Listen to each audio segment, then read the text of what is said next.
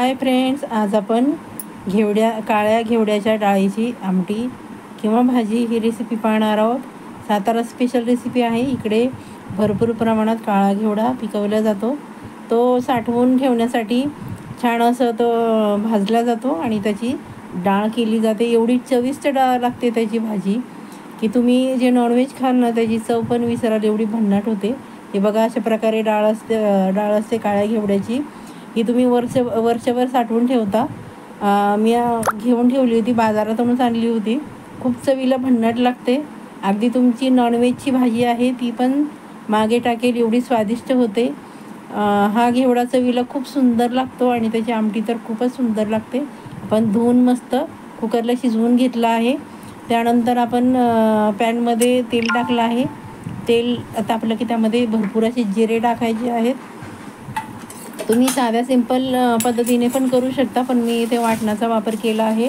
कांदा, खोबरं, टोमॅटो आणि कोथिंबीरीचं वाटण पण छान बनवलं आहे। तुम्ही फक्त लसूण खोबरं टाकून पण खूप सुंदर भाजी करू शकता। चॅनलवर नवीन असेल तर चॅनलला सबस्क्राईब करा, बेल आयकन प्रेस करा, म्हणजे तुम्हाला येणाऱ्या नवीन रेसिपीचं नोटिफिकेशन लगेच मिळेल।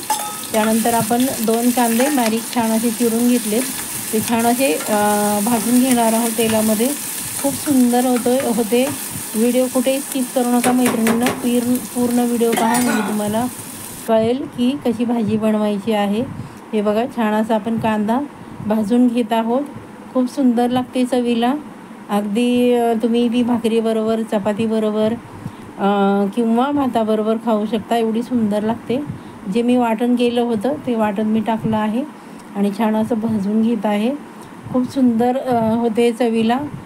अगदी काय म्हणते त्याला, खूप मऊ आणि चवीला भन्नाट लागते। ही मधुर अशी लागते डाळीची आमटी। तुम्ही सुकी करू शकता, पातळ करू शकता। त्यानंतर मी एक बारीक चिरलेला टॉमॅटो टाकला आहे, छान असा तो परतून घेत आहे। खूपच स्वादिष्ट अशी रेसिपी मैत्रिणींना आणली आहे। तुम्ही कधी पाहिली नसेल आणि बनवली नसेल तर अशा प्रकारे बनवून बघा।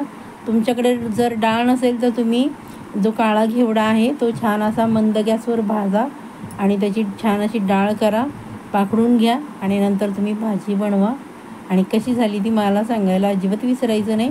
त्यानंतर भरपूर अशी कोथिंबीर टाकली आणि माझा जो घरगुती काळा मसाला आहे तो टाकला आहे। त्यामुळे मी दुसरे कुठलेही मसाले माझ्या भाजीमध्ये टाकत नाही। एवढा अप्रतिम चवीचा आहे।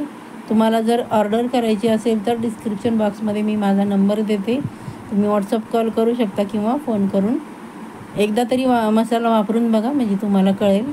त्यानंतर आपण थोडंसं पाणी टाकत आहोत, म्हणजे मसाला आहे तो करपणार नाही आणि छान असा भाजला जाईल। कारण मसाला जर जास्त कोरडा झाला तर तो जळतो आणि चव वेगळी लागते। थोडंसं पाणी टाकलं की छान असा मसाला आपला भाजून होतो। त्यानंतर हे बघा, मी अशा प्रकारे घेवड्याची डाळ कुकरमध्ये शिजवून घेतली आहे आणि मी चमच्याने ती छान अशी मिक्स करून घेणार आहे। तुम्ही रवीने पण ती घोटू शकता, पण मी जास्त रस्सा बनवणार नाही आहे, त्यामुळे मी फक्त चमच्याने बघा अशा प्रकारे घोटून घेतली आहे।